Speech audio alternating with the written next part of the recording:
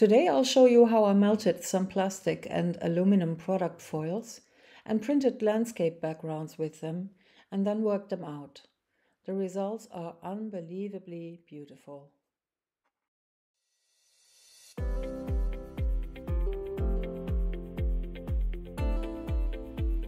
Hello Gelli print fans! Today I will melt and distort these plastic bags that have aluminum on the inside and use the shapes as a sort of collagraph for printing on the Gelli plate. Now the first thing I have to say is that be safe, wear a mask, as the plastic, as you can imagine, when heated gives off quite some gas that does not smell like it is healthy. You see me working on the outside here, please do that as well and wear a mask anyway. Second, I saw this technique years ago on another YouTube channel, but I can't find it anymore. If you know the author, please tell me in the comments, I'd like to give credits. So what you see me trying here first is a heat gun that I normally use for wax art or resin, and it works great to melt the bag and get some flower-like shapes. Underneath the bag I put some heat-resistant foil. I forgot what it's called, but I think you can also use baking paper. I'm showing you a little bit of real time here, so you can see it takes a while until the aluminum and the plastic react. You can also already see the nice little flower shapes that I get. I'm going over the same areas to get a little more buckling and wrinkles, and so the shapes get a little smaller and more dense.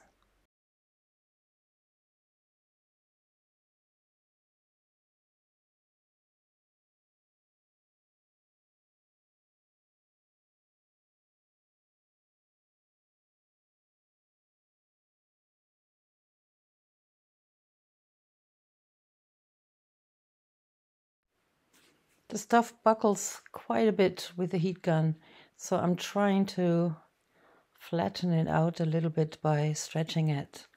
It doesn't really work that well, but it doesn't matter so much. I'll show you another technique in a minute that works better. Now I'm trying to heat the stuff from the other side, which is also working, but I thought it was kind of a negative of when I do it on the aluminum, but it's basically just the same, so it doesn't really matter.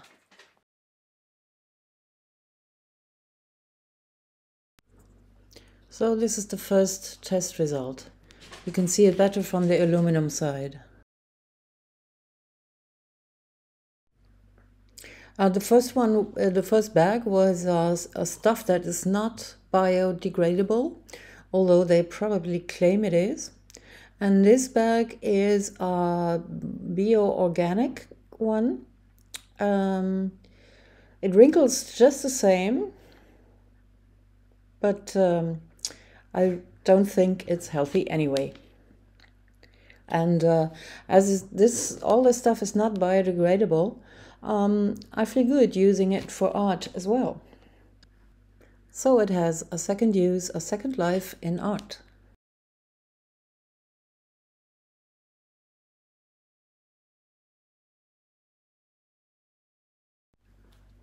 This will also be a test print on the Gelli plate. I'm just gathering some flowers in the middle.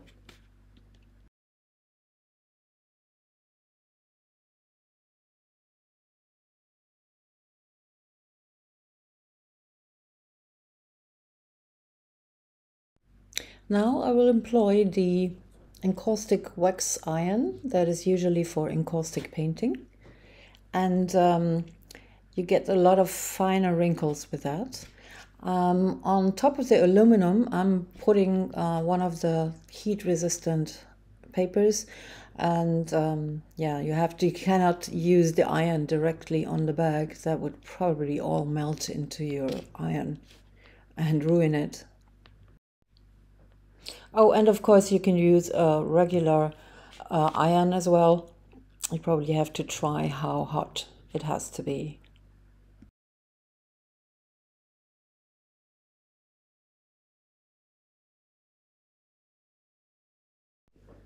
I'm trying to make a landscape out of this larger bag here. I think you say it's in portrait format, not in landscape, so upright. And you'll see that it gets really nice. Here I'm moving the iron over the rim of the heat-resistant paper. And as you can see, it resembles a part of the landscape now, a hill or something like that. Oh my God, doesn't this look amazing? It's just, woohoo. Now I want to do something with this branding iron. It's usually for woodwork and has some other tips that are quite interesting because they have these little flower shapes, as you can see here. So I want to put those on and then, yeah, well, burn some holes in the surface.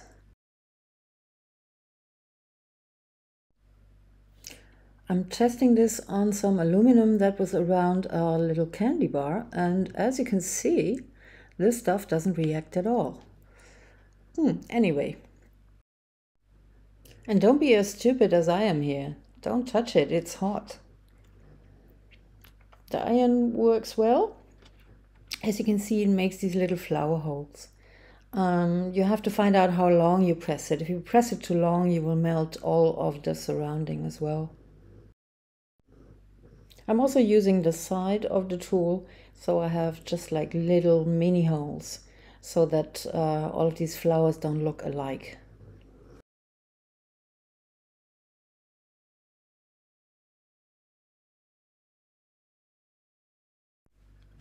This is the same landscape upside down, and I'm trying to make something like a sun here, you know, turning in a round fashion, so it might resemble a sun with its rays. And this is another large bag, and this time I want to do a landscape in a landscape way, horizontally, that is. This is also a bio stuff, and it doesn't crinkle quite as nice as the poisonous supermarket stuff.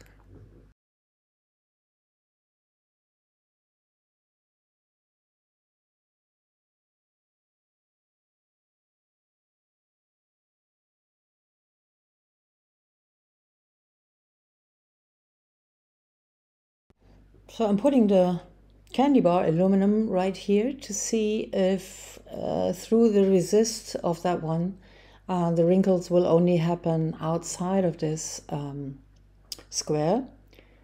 But it has wrinkles of its own, so, well, this doesn't really matter. You can experiment with that, but you won't see this in the print later. Also, these holes I'm burning in with the branding tool, they are too small to be visible later. And scratching shortly with the tool, so I get some stems without burning holes. And coming in with the heat gun again, and going over the areas where I had been with the wax iron, and so I get even more detail. It's very interesting. I get both effects here.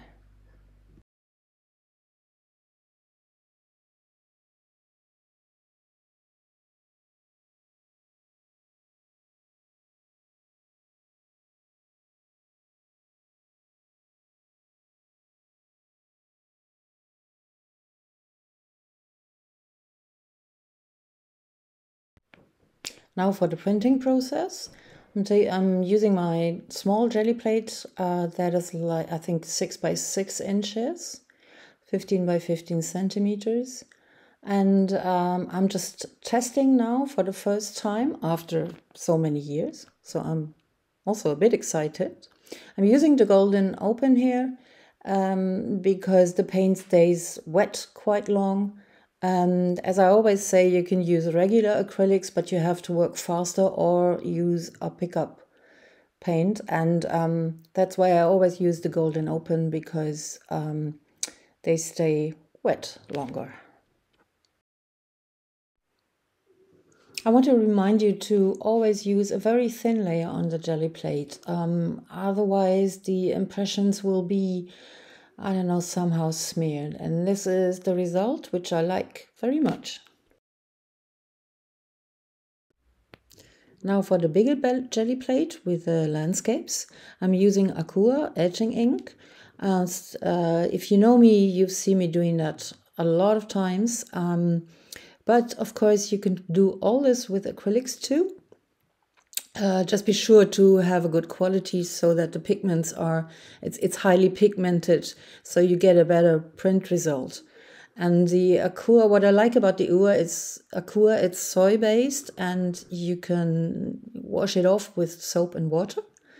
And it gives me some nice effects. I'll show you that later.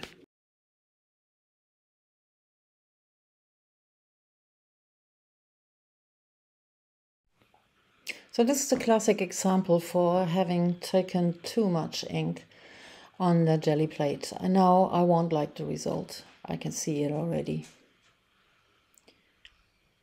Yep, don't like it, but maybe you do. So I'm trying the same thing with the same, basically the same colors with the Charbonnel etching ink. It is quite a bummer to get off tools and jelly plate and everything. You can clean it off with linseed oil, but it takes a while. And I'm really taking care that I'm rolling out very, very thinly. As you can see here, you can see everything through it, and that's when the layer is thin enough.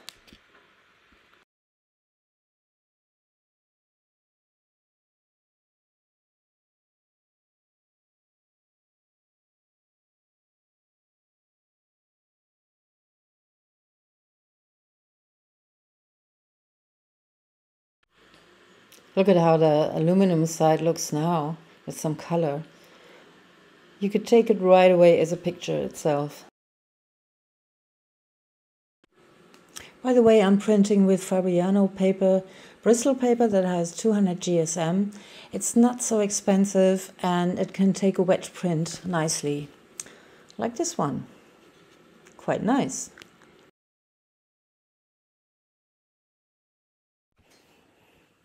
And also with the Charbonnel etching ink, I'm taking a black print now.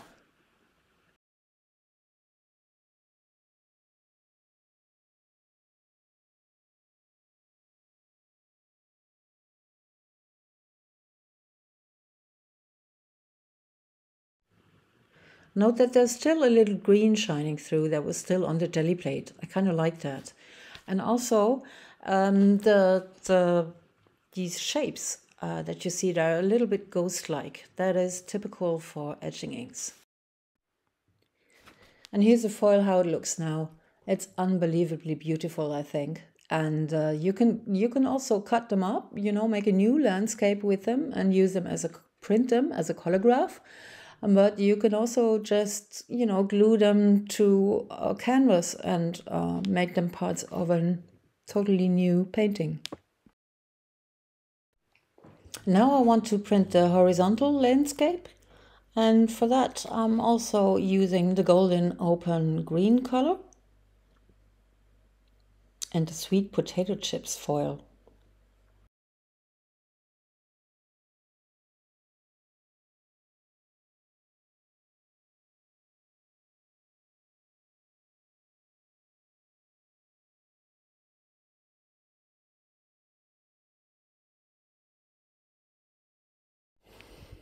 It's a little busy, but it's very beautiful and inspires me. And so next week you can see what I make of these. For the last print I'm going back to the vertical landscape and going back to acrylics and using my, as always in my videos, you know me, the quinacridone nickel azo gold, which is my absolutely favorite color. Mixing some black in it so that the print will get a little more interesting. I have to take a tissue here because of the holes of the flowers. And already on the jelly plate, I think this one looks real exciting.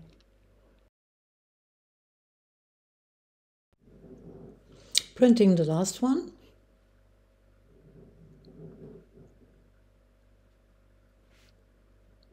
And yeah, this one is so great. I love how the colors, because they're not mixed too well, how they work together here. And also you can see the effect that the golden open gives me. It's very similar to the effect of the etching inks. So the golden open are a good alternative. And yeah, this is what you'll see me doing next week. I'm painting in with acrylics and also colored pencils. And yeah, check me out next week. Bye.